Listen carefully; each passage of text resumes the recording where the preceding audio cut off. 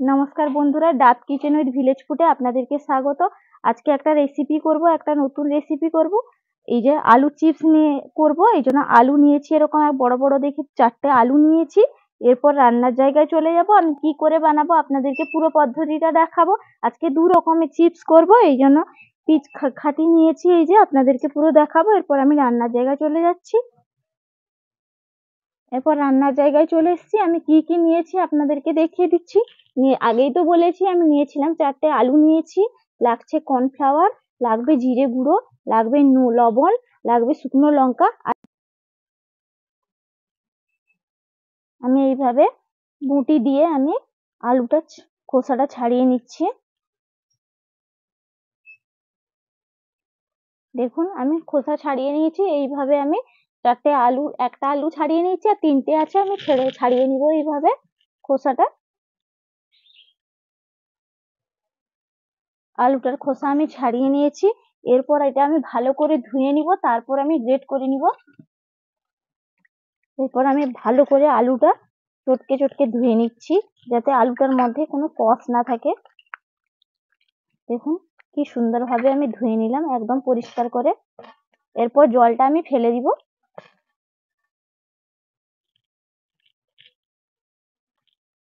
আমি আবারও একবার আলুটা ধুয়ে নিচ্ছি, আবারও জল দিয়ে ভালো করে ধুয়ে নিব, যাতে একটুও বালি কাঁকড় না থাকে আলুর মধ্যে।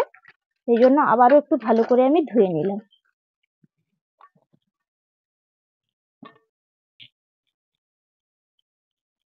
আমি বটির সাহায্যে কেটে নিচ্ছি পাতলা পাতলা করে।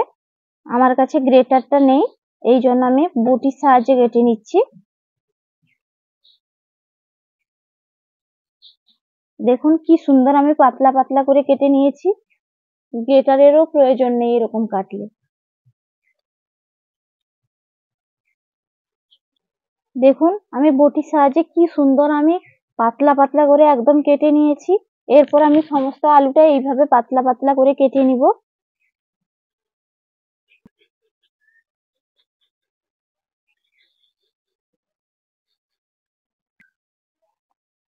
দেখুন আলুগুলো আমি ভালোভাবে কেটে নিয়েছি। এরপর আমি আবারও জল দিয়ে ধুয়ে নিব, জলে যাতে আলুর কষটা না থাকে।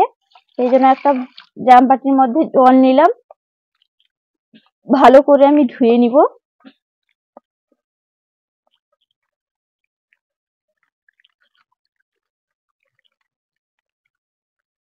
ভালো করে দেখুন ধুয়ে নিচ্ছি। ধোয়া হয়ে গেছে, আবার একটা জামের মধ্যে তুলে রাখলাম। আবারও আমি একবার এরকম ভাবে ধুয়ে নিব।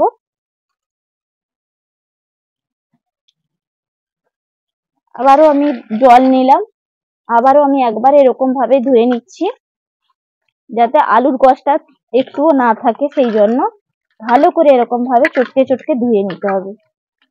দেখুন বটিতে কেটেছি, তবুও কত পাতলা হয়েছে। এই যে দেখুন হাত দেখা যাচ্ছে, আমার আঙুল দেখা যাচ্ছে, কতটা পাতলা করেছি। দেখুন আমি দুবার ধুয়ে নিয়েছি, আবারও আমি একবার ধুয়ে নিচ্ছি ভালো করে।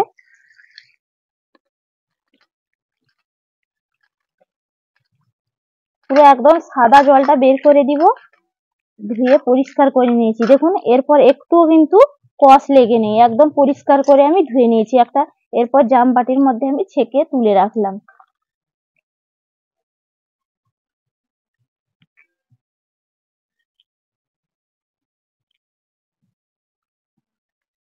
কিছুটা আলু আমি তুলে রাখবো, সেটা আলাদা কাঠির মধ্যে দিয়ে সেটা ভাজবো, এই জন্য কিছুটা আলাদা করে তুলে রাখলাম। আর কিছুটা আমি হালকা উষ্ণ গরম জলে আমি ভাপিয়ে নিব। পুরো সেদ্ধ করব না, হালকা করে আমি সেদ্ধ করে নিব। উনুনটা আমি ধরিয়ে নিয়েছি। এরপর আমি কড়াইটা চাপিয়ে দিব। কড়াইয়ের মধ্যে দিয়ে দিব একটু জল।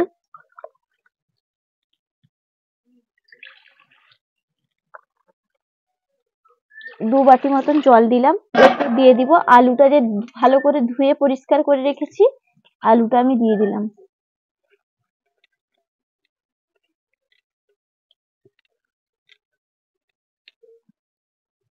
এরপর দিয়ে দিব আমি লবণ,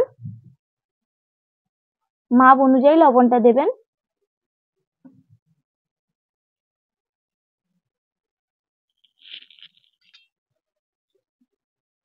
একটু নাড়িয়ে নিব যাতে ভালো করে লবণটা ঢুকে যায়। এরপর সেদ্ধ হয়ে যাক, আধ সেদ্ধ করে নিব, বেশি সেদ্ধ করব না। এরপর আমি কিছুটা আলু তো সেদ্ধ করতে বসিয়ে দিয়েছি, আপনাদেরকে দেখিয়েছি। আর কিছুটা আলু যে আমি রেখেছিলাম, এই আলুটা আমি ভালো করে একটা সুতির গামছা নিয়েছি, এটা আমি ভালো করে মুছে নিব, একটুও যাতে জল না থাকে সেই জন্য ভালো করে একটু মুছে নিতে হবে।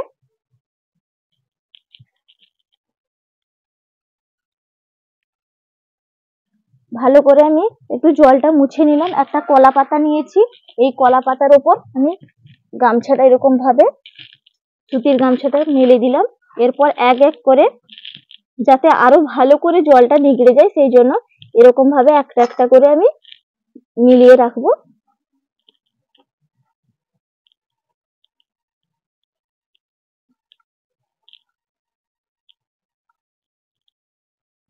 দেখুন আমি সবগুলো এরকম ভাবে মিলিয়ে দিয়েছি। এরপর আবারও সেই অর্ধেকটা গামছার মধ্যে মিলিয়ে দিয়েছি সুতির গামছায়, আবারও সেই অর্ধেকটা এরকম ভাবে আমি চাপিয়ে দিলাম, দিয়ে এরকম চেপে চেপে দিব যাতে ভালো করে জলটা চুষে নেয়।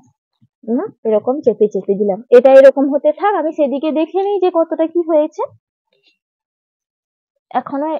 এখনো আধ সেদ্ধ হয়নি, এটা আরেকটু হতে থাক, আমি সেদিকে দেখে নিই সেদিকে কি হয়েছে, জলটা চুষে গেছে কিনা। এখানে আরেকটু সেদ্ধ হতে থাক, তারপর নামিয়ে নেব।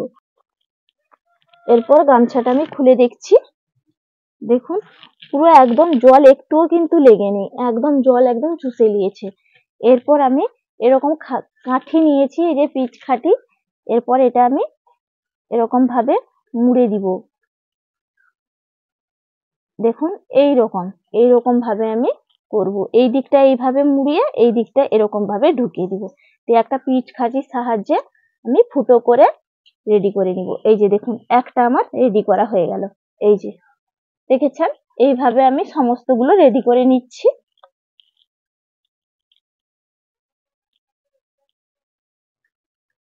দেখুন একটা একটা করে কি সুন্দর আমি গেঁথে নিয়েছি, দারুণ লাগছে না দেখতে? এরকম ভাবে আমি গেঁথে নিব, সেই দিকটাই হতে আছে সেটাও দেখে নিতে হবে, আবার বেশি সেদ্ধ হলে তো হবে না। এই দুটো একসঙ্গে করছি তো এই জন্য দেখে নিতে হবে একটু, এটা করতে করতে সেটা দেখে নিব। এটা করেছি, এরপর সেটা দেখে নিচ্ছি। হয়ে গেছে, আর বেশি সেদ্ধ করার দরকার নেই, তাহলে ঘেঁটে যাবে।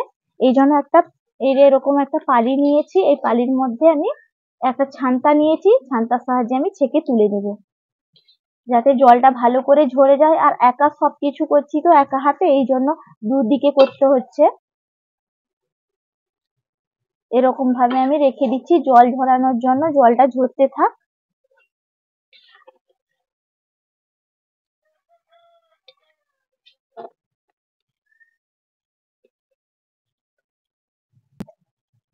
দেখুন জলটা আমি ঝিকড়ে ঝিকড়ে দিচ্ছি, কতটা জল বেরিয়েছে, এই যে দেখুন।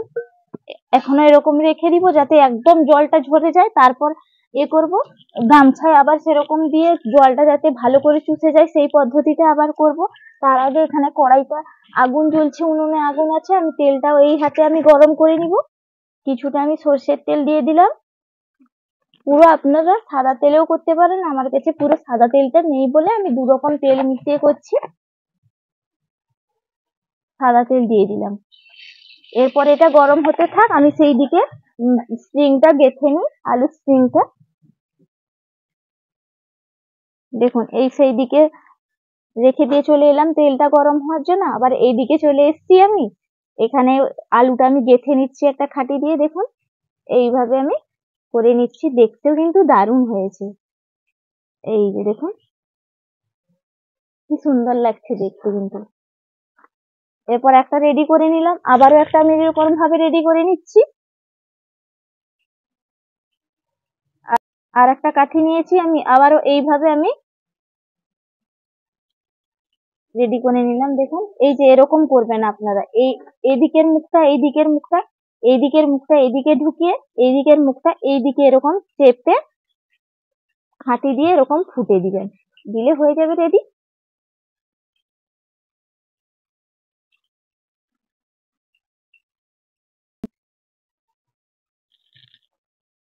দেখুন এইভাবে আমি 3টে পটেটো স্প্রিং চিপস রেডি করে নিয়েছি। এরপর এটা রেডি হয়ে গেছে, এটার জন্য একটা বাটার তৈরি করে নিব।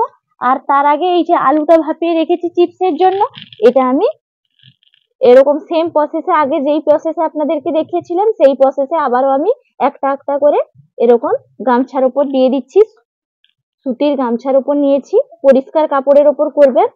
এরপর এরকম করে একটা একটা করে আমি রেখে দিব যাতে জলটা ঝরে যায়, একদম যাতে চিপসের গায়ে একটুও জল না লেগে থাকে, সেই জন্য এরকম ভাবে রেখে দিতে হবে। দেখুন এটা রেডি হয়ে যাক, সেদিকে তেলটাও গরম হয়ে যাবে, বাটারটাও তৈরি করে নিব, হয়ে যাবে দুটো একদম একসঙ্গে করে নিব। এটা বেশিরভাগ বাচ্চারা খেতে ভালোবাসে। বাড়িতে 4টে আলু দিয়ে কতগুলো, দুটো উপকরণ হয়ে গেল, কতগুলো করা যাবে অনায়াসে। দেখুন এক একটা করে আমি এরকম ভাবে মিলিয়ে দিয়েছি। এরপর আমি আবারও এই সেই সেম প্রসেসে আমি গামছাটা এরকম ভাবে তুলে রেখে দিলাম, চেপে চেপে দিব যাতে জলটা একদম চুষে নেয়। এরপর এটা এরকম এরকম থাক একটু, এরপর আমি বাটারটা তৈরি করে নিচ্ছি।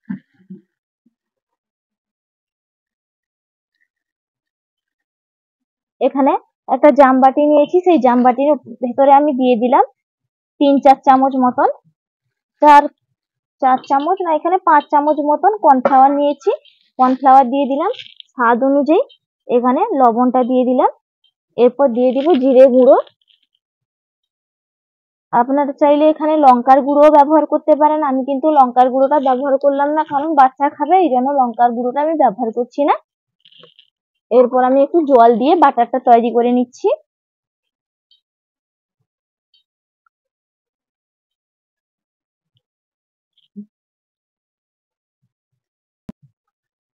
এই দেখুন বাটারটা আমি তৈরি করে নিয়েছি, খুব পাতলাও করিনি আবার খুব মোটাও করিনি, এইভাবে বাটারটা তৈরি করে নিয়েছি।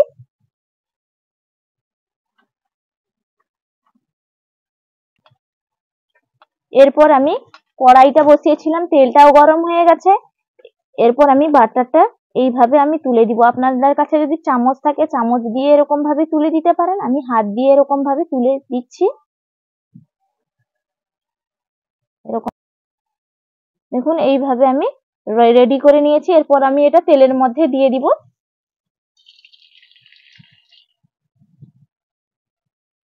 এরপর আবারও একটা আমি বাটারের মধ্যে চুবিয়ে নিচ্ছি।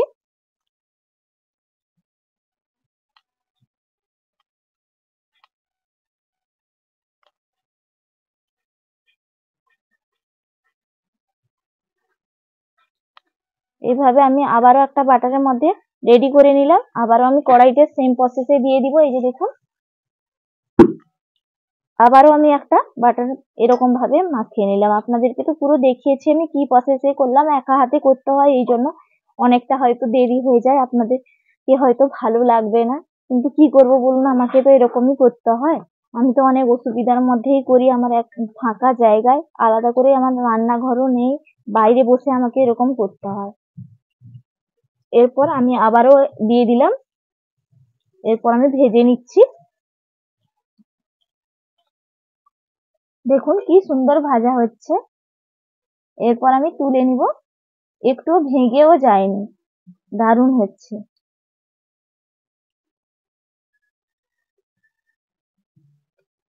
দেখুন কি সুন্দর ভালো করে ভাজা হয়ে গেছে। এরপর আমি এটা তুলে নিচ্ছি, দেখতেও দারুণ হয়েছে, মানে খেতে তো দারুণই হবে। আর আলু খুব সুন্দর হয়েছে, দেখ আপনাদেরকে দেখাচ্ছি। এই যে দেখুন কি সুন্দর হয়েছে, একটুও কাঠি থেকে কিন্তু বেরিয়েও যায়নি, দেখে জিভে জল চলে এলো। দেখুন কি সুন্দর হয়েছে।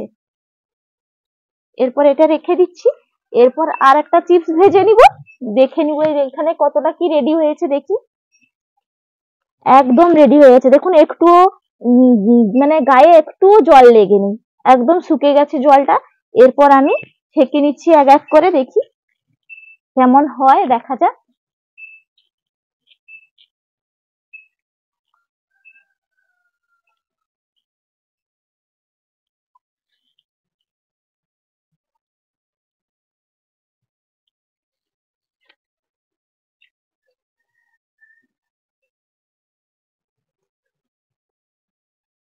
এরপর দেখুন আমি একটা ঝুড়ির মধ্যে তুলে নিচ্ছি, এরকম ভাবে আমি সবগুলো ভেজে নিব।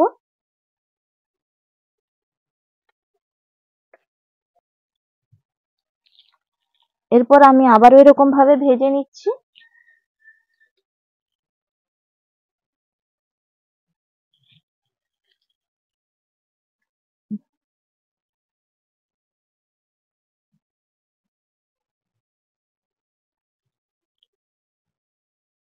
দেখুন প্রথমের গুলো যে ভেজেছিলাম, আমার ছেলে আমি খেয়ে নিয়েছি, ঝুড়ি একদম ফাঁকা। আবার এটা ভাজলে আপনাদেরকে দেখাবো। খেয়ে নিয়েছি, আমি আবার সবগুলো খেয়ে একদম তুলবো তারপর দেখাবো ক্যামেরায়, নাহলে খেয়ে নিচ্ছ টপ টপ করে। দেখুন ভাজা হয়ে গেছে, এরপর তুলে নিচ্ছি। এবার অপেক্ষা করছে ছেলে যে আবার কখন খাবে, একবার খেয়ে নিয়েছে দিয়ে আবার অপেক্ষা করছে কখন খাবে। আমি জানা একটু ধৈর্য ধর, হয়ে যাবে তো। আলুর চিপস কার না খেতে ভালো লাগে, ছোট থেকে বড় সবারই ভালো লাগে। এরপর আপনাদেরকে খেয়ে দেখাবো।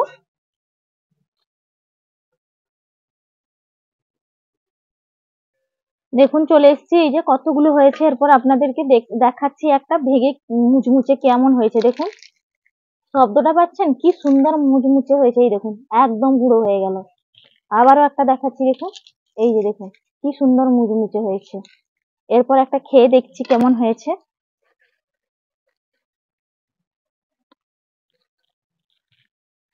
একটু সস নিয়ে নিব।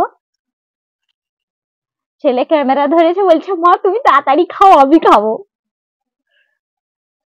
এই জন্য আমি একটু খেয়ে নেই, তারপর ছেলে খাবে, রেখে দিলাম ছেলের জন্য।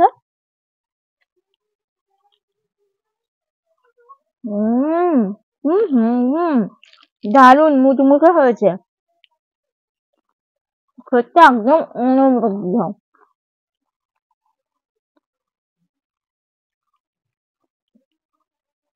দারুন হয়েছে, এক কথায় বলতে গেলে ফাটাফাটি।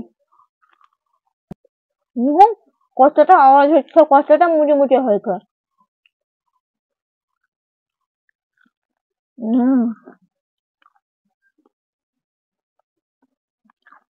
একটা আপনাদেরকে খেয়ে দেখালাম, আর একটা খেয়ে দেখাবো।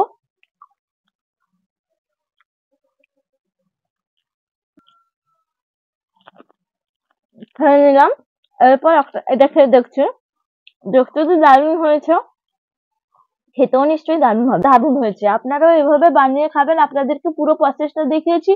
আর আজকে 2 রকম বানিয়েছি বলে একটু দেরি হয়েছে। আপনারাও এরকম বানিয়ে বাড়ির বাচ্চাকে খাওয়াবেন, বাড়ির সবাই খুশি হয়ে যাবে খেয়ে। বাড়িতে প্যাকেট কিনে আনলে আর থাকে না, কম থাকে, খেয়ে মন ভরে না। এই জন্য বাড়িতে বানিয়ে নিলে অনায়াসে খাওয়া যাবে। আপনাদের যদি ভিডিওটা ভালো লাগে প্রথম থেকে শেষ পর্যন্ত দেখার অনুরোধ রইল, আর আমার চ্যানেলটা সাবস্ক্রাইব করার জন্য অনুরোধ রইল। আমি অনেক কষ্টে রান্না করি, আপনারা হয়তো ভাববেন আমি এমনি বলছি, কিন্তু আমি অনেক কষ্টে রান্না করি। বাইরের মধ্যে বসে আমাকে রান্না করতে হয়, আলাদা করে রান্না করারও জায়গা নেই, আর আলাদা করে যে বসে কোথাও করব তাও জায়গা নেই। এই জন্য বলছি যে দয়া করে আমার ভিডিওটা দেখবেন। আপনারা সবাই ভালো থাকবেন, সুস্থ থাকবেন, টাটা।